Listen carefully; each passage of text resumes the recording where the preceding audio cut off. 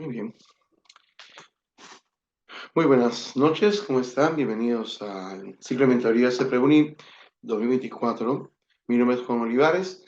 Vamos a resolver la práctica que ha sido tomada este día domingo en la CEPREUNI. Así que vamos a ver preguntas interesantes respecto al capítulo de evolución de las teorías atómicas y la aplicación de los números cuánticos. Muy bien, vamos a compartir la pantalla. La pregunta número 32 dice con respecto a las siguientes especies químicas, nos están pidiendo si es que las proposiciones son verdaderas o falsas. Así que vamos a comenzar con lo siguiente. Una cosa fundamental dentro de lo que sería el concepto de las especies monoatómicas isoelectrónicas es que deben cumplir tres condiciones. La primera condición es que deben ser elementos diferentes. Luego deben tener la misma cantidad de electrones, que a veces muchos estudiantes no dicen que es la condición fundamental, ¿no? Para decir que son isoelectrónicos. Pero la condición fundamental es que deban tener la misma configuración electrónica. En esta ocasión voy a hacer un poco más, digamos, simplificado. Voy a utilizar la notación kernel de la configuración electrónica. En el caso del escandio, para sus 21 electrones, tendríamos esta configuración. Pero como nos están preguntando en iones, aquí habría que plantear lo siguiente. En el caso de vanadio, en su átomo neutro, serían 2 electrones en el 4s, y como la terminación de la configuración electrónica cabe en 3 de 3, eso sería en su estado basal. Pero cuando se forma un catión, lo primero que se pierde son los electrones de la última capa o del último nivel. En ese sentido, cuando se forma el catión divalente del vanadio, se perderán los electrones del subnivel 4s. Entonces, si se pierden esos dos electrones, para el catión me quedaría 4s0, 3 de 3. Y para el caso del cromo sería bastante similar.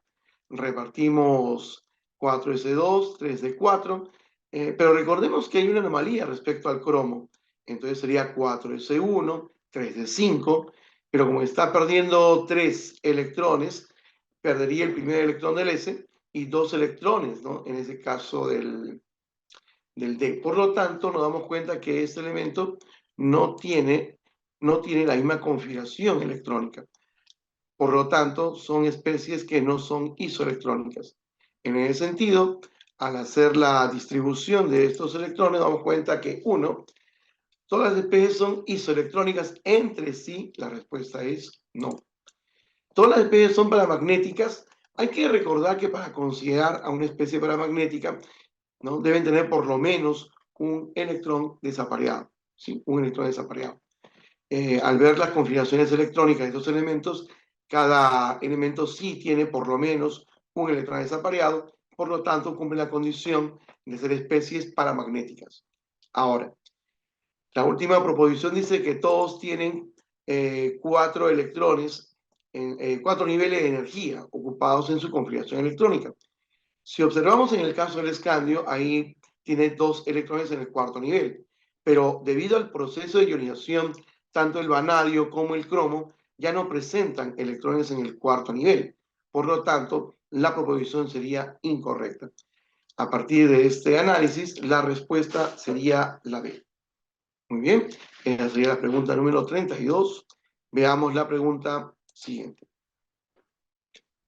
Los elementos de la tabla periódica están ordenados de acuerdo a sus números atómicos crecientes.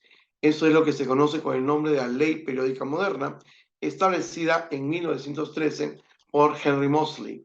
¿no?, que supersede a la ley periódica inicial de 1869 de Mendeleev, cuando dice que el criterio de orden de los elementos químicos está en función de sus propiedades químicas, las cuales varían en una relación directa con sus pesos atómicos crecientes.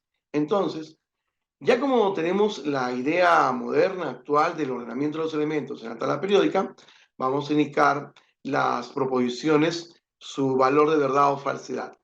Bien, en la pregunta número A dice que en el bloque P se ubican metales, no metales, semimetales y gases nobles. Recordemos que cuando se hace la configuración electrónica, tenemos 4 bloques que corresponden a los subniveles terminales de la configuración electrónica de los elementos. En ese sentido, tenemos los bloques S, que en este caso están de rojo, los bloques P, que están en celeste, los bloques D, que están en anaranjado, y los bloques F, que están en un color azul oscuro. Muy bien. Ubicados en este caso en los bloques SP de F, habría que indicar que cuando hacemos la configuración electrónica, los elementos que actúan como semimetales serían estos de acá, los que forman la famosa escalera en la parte diagonal derecha de la tabla periódica. Pero también vamos a encontrar en ese bloque, el bloque P, a los elementos semimetálicos. Está el hidrógeno, el carbono, nitrógeno, etc.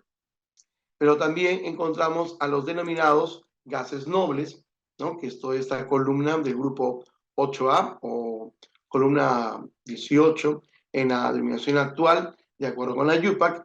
Y también vamos a encontrar en el bloque P a los elementos metálicos como el aluminio, el galio, el estroncio, el estaño, el plomo, el bismuto, etc. Entonces sí, esta proposición sería verdadera. Y como nos damos cuenta, si es la proposición correcta, ya tenemos la respuesta de la pregunta. Es la proposición, la clave A. Pero también evaluemos un poco las siguientes preguntas. No es solamente cuestión de marcar la clave, sino también cuando estamos haciendo el solucionario, vamos a explicar un poquito más, ¿no?, el contexto en el cual han sido planteadas las preguntas. Fíjate bien que en la clave B, los elementos de un grupo poseen el mismo número de niveles ocupados. Hay que recordar que los elementos que pertenecen a un grupo o una columna de la tabla periódica presentan lo que se denominan las configuraciones electrónicas terminales similares. Eso significa que, por ejemplo, todos los elementos que pertenecen al grupo 1A, su configuración electrónica termina en S1. Terminan en S1. En el caso del litio sería 2S1, en el caso del sodio 3S1, en el caso del potasio 4S1 y así sucesivamente. Ese es un detalle muy importante porque con eso garantizamos que las propiedades químicas de los elementos que están ubicados en un grupo o una columna de la tabla periódica presentarán propiedades químicas similares. Bien, sigamos. Si evaluamos también la siguiente proposición, en el bloque D se ubican metales y no metales. Los no metales se ubican exclusivamente en el bloque P. Entonces, los bloques D serían tanto esto y esto de acá, ¿sí? En el bloque D están principalmente elementos metálicos. Así que por esa razón la proposición sería incorrecta. En la siguiente proposición dice los elementos de un periodo tienen el mismo número de electrones de valencia. Para los denominados elementos representativos, los electrones de valencia son los electrones que se hallan en el último nivel, ¿no? En su configuración electrónica, los electrones que se encuentran en el último nivel son denominados electrones de valencia. Pero en un periodo, al tener una diferente cantidad de electrones, estos van a tener una diferente cantidad de electrones de valencia y por lo tanto la proposición sería incorrecta. Ahora, de la pregunta anterior, fíjate, ¿quiénes serían los elementos metálicos? Pues los que están en el bloque S, el bloque D y el bloque F. Y eso nos indica que habría una mayor cantidad de elementos de transición, en el caso de los que están en estos momentos de celeste, comparado con los otros demás elementos que serían los denominados representativos. Por lo tanto, esa proposición sería falsa y la respuesta correspondiente sería la A. Muy bien, eso sería con respecto a la pregunta número 33. Con respecto a la pregunta número 34, habría que indicar lo siguiente. El antimonio es un elemento semimetálico de color blanco plateado. Se utiliza aliado con el plomo y el cobre para fabricar baterías, tuberías de metal, etc. Ahora, nos piden determinar una proposición verdadera correcta a partir de las proposiciones relacionadas con su configuración electrónica. Si observamos con cuidado, podríamos hacer la configuración de 51 electrones. Sabemos muy bien que por cada nivel, o antiguamente denominadas capas, hay un cierto número de subniveles. Ahora, estos subniveles coincidan con el nivel al cual están perteneciendo. Por eso este detalle nos obliga a pensar que en el primer nivel solamente hay un subnivel, en el segundo nivel hay dos subniveles, en el tercer nivel hay tres subniveles y así sucesivamente. Pero la secuencia de llenado está en función de lo que vamos a denominar el principio de construcción o principio de Aufbau. El principio de Aufbau nos va a indicar esa secuencia de flechas y de acuerdo al contenido de electrones por cada subnivel, vamos a ir distribuyendo progresivamente los 51 electrones. Por lo tanto, sería un S2, 2S2, 2P6 y así sucesivamente hasta llegar al 5P3. Como nos damos cuenta, el elemento antimonio presenta 5 niveles y también, para feliz coincidencia, presenta 5 electrones en su última capa. Por lo tanto, ya podemos responder las preguntas que se nos están planteando en esta pregunta. La pregunta A dice, ¿tiene 7 electrones de valencia? Allí estamos observando directamente que solamente tiene 5 electrones de valencia. ¿Pertenece al cuarto periodo de la tabla periódica? No, pertenece al quinto periodo, ¿sí? Porque tiene 5 niveles. La proposición C dice, está en el mismo grupo que el elemento con Z8, pero si recordamos, Z8 es el oxígeno, y el oxígeno está en el grupo 6A, por lo tanto, no están en el mismo grupo de la tabla periódica. Usted podría hacer la configuración electrónica, pero también es importante y necesario que pueda recordar, ¿no? Algunos elementos rápidamente en qué grupo se ubican en la tabla periódica. Pero con esta información nos damos cuenta que también, si bien es cierto, tiene 5 electrones en la última capa, pertenece al grupo 5A en la denominación antigua de la ubicación de elementos en la tabla periódica, o al grupo 15, según la notación que nos da la UPAC. Así que en ese sentido, la proposición correcta sería la D. Y también la E, rápidamente nos damos cuenta que no es correcto porque la configuración electrónica termina en 4S2 y 5P3, ¿no? Los subniveles que se encuentran en el último nivel. Por lo tanto, la respuesta sería la proposición D.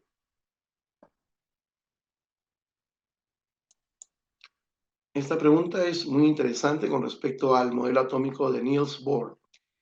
Esto fue propuesto en 1913 y está aplicado fundamentalmente a lo que sería el átomo de hidrógeno. Es un átomo muy sencillo porque solamente tiene un protón y un electrón. Y también, ¿no?, puede ser aplicado a los denominados átomos hidrogenoides, que son átomos que solamente tienen un electrón, pero un número atómico distinto, ¿no?, que puede ser el caso del helio, el litio, el berilio. Entonces, una de las proposiciones fundamentales es que en un átomo de hidrógeno los electrones se encuentran desplazándose en trayectorias circulares, ¿no? Una trayectoria circular. Ahora, a diferencia de lo que planteaba el modelo de Rutherford, los electrones, según Bohr, están girando alrededor del núcleo sin ganar ni perder energía. O sea que van a tener una energía cuantificada. Y que cuando quisiéramos ver que un electrón pasa de un nivel a otro, debe haber una absorción de energía, si pasa de un nivel inferior a un nivel superior, o una emisión de energía cuando pasa de un nivel superior a un inferior. Y esas variaciones de energía no son cantidades distintas, ¿no? Son cantidades cuantificadas de energía. Entonces significa de que esos niveles, ¿no?, o esas distancias que hay desde el núcleo hacia donde está el movimiento del electrón, tienen distancias cuantificadas y energías cuantificadas. Bohr a partir de la aplicación de la mecánica cuántica, el principio que planteó Max Planck en 1900, y utilizando las leyes de la física clásica, llegó a algunas conclusiones llamadas postulados, que son muy importantes y que es la esencia de la pregunta que tenemos ante nosotros. Como estamos indicando que los electrones no giran, no se hallan a cualquier distancia del núcleo, sino a distancias cuantificadas, estas distancias se pueden cuantificar a partir de la siguiente relación. El radio de un nivel es igual al nivel elevado al cuadrado multiplicado por un factor constante denominado A sub 0, que es dato en la pregunta y que vale 0,53 angstrom. Los angstrom eran una unidad antigua de medida para expresar, ¿no?, las líneas espectrales o los espectros que presentaban los elementos. Ahora usualmente se toma en cuenta los picómetros para expresar, ¿no?, el valor de esta constante. Pero también, como les había comentado, cada nivel tiene una energía cuantificada. Así que también Bohr pudo calcular la energía de cada nivel a partir de esta ecuación, donde E sub 0 es un valor definido que es igual a menos 313,6 kilocalorías por mol o menos 21,78 por 10 a la menos 19 joules. Entonces, este es un valor definido. Por lo tanto, nos indica que las energías son cuantificadas. Esa es la razón por la cual el modelo de Bohr puede explicar lo que se llaman las transiciones electrónicas, cuando un electrón puede pasar de un nivel a otro. Puede pasar de un nivel inferior a un nivel superior, absorbiendo energía, como ya hemos indicado, o de un nivel superior a un nivel inferior, emitiendo energía. Ahora, hay un detalle muy interesante que me gustaría comentar primero respecto a lo que sería en la pregunta. En la pregunta nos dan cuenta que nos están viendo la mayor distancia que hay entre los diferentes saltos electrónicos. Entonces, para poder hacer eso, podríamos plantear lo siguiente. Si consideramos al nivel 4 como el nivel inicio del salto del electrón, va a estar a una cierta distancia del núcleo, a la cual le voy a decir un radio inicial. Pero supongamos que ese electrón salta hasta el sexto nivel. Entonces va a haber una distancia desde el núcleo hasta ese sexto nivel, al cual voy a denominar radio final. Supongamos que nos piden la distancia que hay entre el cuarto nivel y el sexto nivel. O sea, ¿cómo podemos calcular esa distancia? Sabemos de la teoría de Bohr que es una distancia cuantificada, pero ¿cómo se podría determinar el valor numérico de esa distancia? Pues las matemáticas nos van a ayudar. Esa distancia podríamos calcularla a partir de la resta, la variación entre el radio final menos el radio inicial. Pero como conocemos la relación que relaciona el nivel con la distancia, podemos hacer un pequeño cálculo matemático y obtener esta expresión. ¿Ok? Entonces, para poder determinar la distancia que hay entre niveles, pues sería el factor A sub 0, el radio de Bohr, el nivel final elevado al cuadrado, menos el nivel de inicio elevado al cuadrado. Esto sería la parte esencial, la parte matemática. Pero también no te olvides que nosotros cuando resolvemos una pregunta hay que ordenar los datos. Entonces yo le sugiero que usted cuando tenga una pregunta, coloquemos los datos así. Ahí está, transición 1, 2, 3, 4, 5. Muy bien. Pero como ya sabemos que el cálculo de la distancia es el valor de la constante del radio de Bohr, ¿no?, que es un valor constante, y se aplica para el primer nivel. Pero en este caso vamos a utilizar la relación A sub 0 multiplicado por el nivel al cuadrado, el nivel final al cuadrado, menos el nivel inicial. Como ya tienes todos estos datos, pues reemplazamos. Hacemos los cálculos. Y rápidamente te das cuenta que el que tiene mayor valor de distancia es la proposición D. Entonces, no era una pregunta difícil, era una pregunta de ordenar la información, organizarla adecuadamente, hacer los cálculos necesarios y con esto la respuesta sería la proposición D. Muy bien. Pero dense cuenta de un detalle. Si observamos la transición 1 y la transición 2, tienen el mismo valor, pero estoy seguro que usted se ha dado cuenta que hay uno que es negativo, ¿sí? Obviamente no hay distancias negativas. Lo que nos quiere decir es que entre la transición 1 y la transición 2, como son en el mismo nivel, entonces de ida o vuelta es el mismo valor. O sea, eso confirma, comprueba que las distancias son cuantificadas. Y además, otro detalle interesante. Si nosotros analizamos la variación energética entre esos dos niveles, va a ser la misma.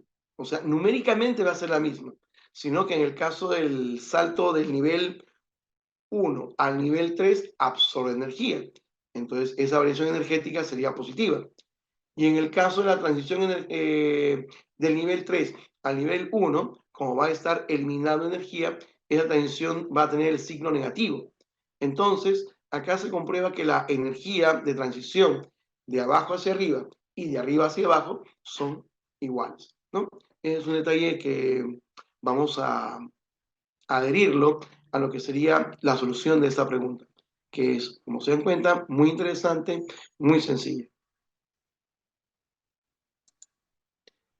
La siguiente pregunta corresponde al análisis de una de las partículas subatómicas, que es el muón, ¿no? El cual se desintegra en unos cuantos nanosegundos luego de formarse. Entonces, acá nos dice que el muón tiene una masa en reposo que es 206,8 veces la masa de un electrón. Y me piden calcular la longitud de onda en Armstrong, que ya te comenté que es una unidad antigua de medir las longitudes de onda en las líneas espectrales de los elementos. Y me están diciendo que la velocidad a la cual viaja es 8,85 por 10 al cubo metros por segundo. Y además nos están dando algunos datos, ¿no? H, que es la constante de Planck, la masa del electrón, que es 9,11 por 10 a la menos 31 kilogramos, y también la equivalencia de un Armstrong, ¿ok? Esta pregunta corresponde básicamente a lo que sería la teoría atómica moderna, ¿no? La aplicación de la mecánica cuántica. Si bien es cierto, la mecánica cuántica comienza con el famoso aporte de Max Planck de 1900, en el cual las energías son cuantificadas, ¿sí? Einstein toma parte de esa información y nos dice que, ¿no?, que cuando se produce el efecto fotoeléctrico, los electrones no absorben cualquier cantidad de energía, sino absorben una cantidad cuantificada de energía para poder salir de la superficie del metal, generando, ¿no?, lo que se llama la función trabajo y explicando, ¿no?, el famoso efecto fotoeléctrico. Esta característica, ¿no?, tanto de Planck como de Einstein, fue recogido luego por Niels Bohr para explicar la estabilidad del átomo de hidrógeno con sus 4 postulados que acabamos de utilizar, ¿no?, en los problemas anteriores, dos ecuaciones, ¿no? Una ecuación de las 4 que se deducen. Entonces, los científicos de aquellas épocas comenzaron a tomarle muchísimo interés a lo que es la mecánica cuántica y encontraron una explicación matemática que estaba fuera, ¿no?, de la comprensión en su momento de los fenómenos a nivel atómico, porque a nivel macroscópico ya las leyes de Newton daban una muy buena explicación, pero estas leyes de Newton no podían explicar el comportamiento que presentaban las partículas dentro de un átomo. Así que la mecánica cuántica trata de explicar todo lo que es el microcosmos, el micromundo, las partículas, el núcleo atómico, y se basa en el trabajo pionero de 3 grandes científicos. Está el señor Victor Louis de Broglie, no se dice de Broglie, se dice de Broglie, Bernard Heisenberg y también Erwin Schrödinger, ¿no? He puesto la foto, ¿no?, de los científicos en la época en la cual, ¿no?, planteaban sus teorías, ¿no? 25 años en promedio cada uno de ellos. Entonces, veamos en qué consiste en la mecánica cuántica. Vamos a analizar en primer lugar el famoso principio de dualidad onda-partícula planteado en 1924 por de Broglie. Imagínate, el próximo año se cumplen 100 años del planteamiento de Broglie. De Broglie hace una proposición bastante radical, ¿no?, en su tesis doctoral. O sea, él era un joven que estaba haciendo su estudio para adquirir el grado de doctor en física, ¿no?, doctor en ciencias naturales. Y plantea esto, ¿no?, de que cuando una partícula se desplaza, ¿no?, como decir una pelota que es lanzada y se desplaza asociado a ese desplazamiento, genera una perturbación del medio donde se desplaza de naturaleza ondulatoria. Una analogía, aunque no es exactamente lo que sucede, pero una analogía es cuando tú ves a un esquiador acuático desplazarse en el agua. El yate lo jala a toda velocidad, el esquiador se desplaza en línea recta, pero asociado al desplazamiento en línea recta del esquiador, genera una perturbación de la superficie del agua como si fuese una especie de semionda. ¿Se dan cuenta? O sea, asociado al desplazamiento de la partícula del cuerpo, genera una perturbación de naturaleza ondulatoria. ¿Está claro? No significa que la partícula se mueve así, ¿no? Las dos a la vez, no, sino que asociado a ese desplazamiento genera una perturbación de naturaleza ondulatoria. Ahora, de Broglie pudo calcular que esa longitud de onda está asociada a esta relación matemática. La longitud de onda de una partícula en movimiento es h, la constante de Planck, que es sobre la masa por su velocidad. Por eso que si nosotros vemos acá los datos, tenemos todo para resolver la pregunta. Así que reemplazamos la constante de Planck. Como dice que la masa del electrón es 206,8 veces la masa del electrón, por eso estoy colocando 206,8 por 9,11 por 10 a la menos 31 kilogramos. Y la velocidad a la cual se mueve esta partícula es 8,85 por 10 al cubo. Hacemos los cálculos y nos da que sale 3,97 por 10 a la menos 10 metros. Pero nos piden la respuesta en Armstrong. Y también nos dan la equivalencia de que un Armstrong es 10 a la menos 10 metros. Entonces hacemos la conversión correspondiente, se van a cancelar ese 10 a la menos 10 y por lo tanto la longitud de onda de ese cuerpo es 3,97 Armstrong. Por lo que la respuesta sería la B. Como te decía, ese es un principio fundamental que explica, ¿no?, la naturaleza de la materia a nivel subatómico. Muy bien. Esa sería en este caso la pregunta número 36. Muy bien. En la pregunta número 37 vamos a continuar con el estudio de la teoría atómica moderna y está hablando de la famosa ecuación de Schrödinger. Si bien es cierto, Heisenberg y Schrödinger llegaron a las mismas conclusiones, pero por diferentes vías, ¿no? Diferentes análisis matemáticos. Mientras Heisenberg utilizó lo que se llama las matrices para llegar a su conclusión, Schrödinger comenzó a utilizar lo que se llaman las ecuaciones diferenciales. Gracias al trabajo de Schrödinger se puede determinar, ¿no?, que mediante lo que se denomina la ecuación de función de onda, para poder resolver esta función de onda, se tienen valores, digamos, que dan un sentido físico adecuado al comportamiento de los electrones, tanto en lo que serían niveles, subniveles, orbitales, y lo que sería pues el tamaño, forma y orientación en el espacio de un orbital. Entonces, para los electrones tenemos lo que sería nivel, subnivel y el orbital donde se encuentra, mientras que para un orbital indica tamaño, forma y orientación en el espacio. Fíjate que solamente he mencionado 3 valores, porque esos son los valores que se encontraron primigeniamente, originalmente, en el trabajo de Schrödinger. Posteriormente, un científico llamado Paul Dirac, ¿no?, amplió el estudio de la ecuación de onda, tomando en consideración a una variable más, el tiempo, y a partir de ello dedujo, ¿no?, que el electrón debería tener un comportamiento, un número cuántico más, y eso sería el número cuántico de spin. Entonces, para nuestra pregunta, hay que recordar que los números cuánticos se pueden resumir en estos valores, ¿no? El número cuántico principal, su notación es n, los valores permitidos son 1, 2, 3, 4, hasta el infinito. Para un electrón determinan el nivel de energía donde se encuentran, mientras que para un orbital determinan su tamaño o volumen. El número cuántico secundario azimutal toma valores desde 0, 1, 2, 3, hasta n-1. O sea que siempre va a tomar uno menos del número cuántico principal. Uno menos del número cuántico principal. Entonces, para un electrón determina el subnivel dónde se encuentra este electrón. ¿Ok?